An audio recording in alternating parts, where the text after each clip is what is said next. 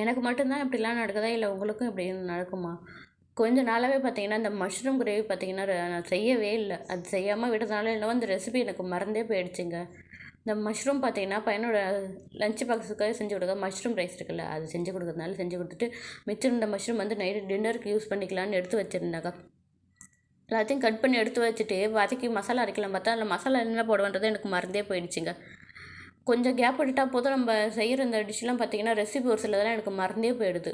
அப்புறம் என்ன பண்ணுறது, நம்ம சேனலில் இந்த வீடியோலாம் ஏதாவது இருந்துச்சா, அது ரெஃபர் பண்ணி பார்த்துட்டு, அதுக்கப்புறம் திரும்பவும் நான் எப்பவும் போல் செய்ய ஆரம்பிச்சுருவேன். இன்றைக்கி அப்படி தான் இந்த கிரேவி எப்படி செய்யறது மறந்து போயிடுச்சா, சரி சேனலை ஓப்பன் பண்ணி அதோட வீடியோலாம் ரெஃபர் பண்ணி பார்த்துட்டு, என்னென்ன மசாலாலாம் போட்டு அரைக்கணும் அதெல்லாம் செக் பண்ணி பார்த்துட்டு, நானும் செய்ய ஆரம்பிச்சிட்டேன்.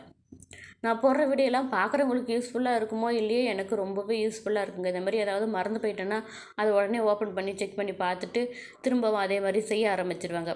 அவசர நேரத்தில் ரொம்பவே கை கொடுக்குது. மசாலா வதக்கி வச்சதுக்கப்புறமா கொஞ்சம் ஆற வச்சதுக்கப்புறம் கொஞ்சமாக தண்ணி சேர்த்து நானும் அரைச்சி இந்த கிரேவியும் செய்ய ஆரம்பிச்சிட்டேன். நம்ம ஏதாவது ஒரு டிஷ்ஷு செஞ்சு கொடுத்து பசங்களுக்கு அது ரொம்பவே பிடிச்சி போச்சுன்னா, நம்ம திரும்ப திரும்ப செஞ்சு கொடுத்தா அவங்களுக்கு வெறுத்து போயிடுது போல். முதல்லாம் சப்பாத்தி நல்லா சாப்பிட்டுருந்தேன். இப்போலாம் சப்பாத்தி செஞ்சு கொடுத்தா சப்பாத்தியே வேணாங்கடா, எனக்கு தோசை தான் வேணும்னு.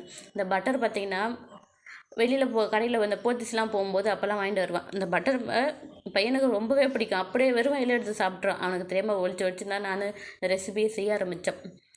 பட்டர் போட்டு கொஞ்சம் வெங்காயம் போட்டு வதக்கிட்டு, நம்ம அரைச்சி இந்த மசாலாலாம் போட்டு நல்லா வதக்கிட்டு, இந்த மசாலாலாம் வதக்கினதுக்கப்புறம் பார்த்திங்கன்னா, நம்ம கிரேவி கொஞ்சம் திக்காக செய்கிறதுனால பார்த்திங்கன்னா, அங்கங்கே தெளிக்க ஆரம்பிச்சிடும்.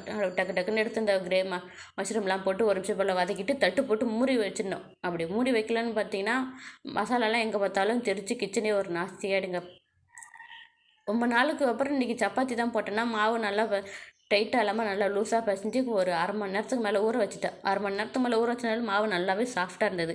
அது தேவையான வால் சைஸில் போட்டு நல்லா மாவெல்லாம் திரட்டி வச்சு ஒரு நியூஸ் பேப்பரை போட்டு உருட்ட ஆரம்பித்தாங்க. ஒரு 1/2 மணி நேரமாக நான் பாட்டுக்கு உருட்டிக்கிட்டே தான் இருக்கிறேன்.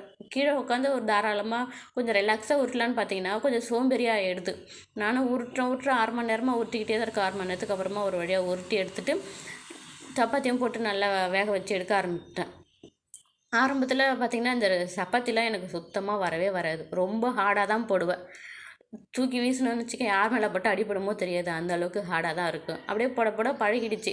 சப்பாத்தியும் சைடில் போட்டு நல்லா திரட்டி எடுத்ததுக்கப்புறமா வேக வச்சதுக்கப்புறமா பையனுக்கு 2 கொடுத்து சாப்பிட ஆரம்பிச்சிட்டேன். சாப்பிடும்போதே அவன் சொல்லிகிட்டே இருந்தான், எனக்கு தோசை இல்லையான்னு.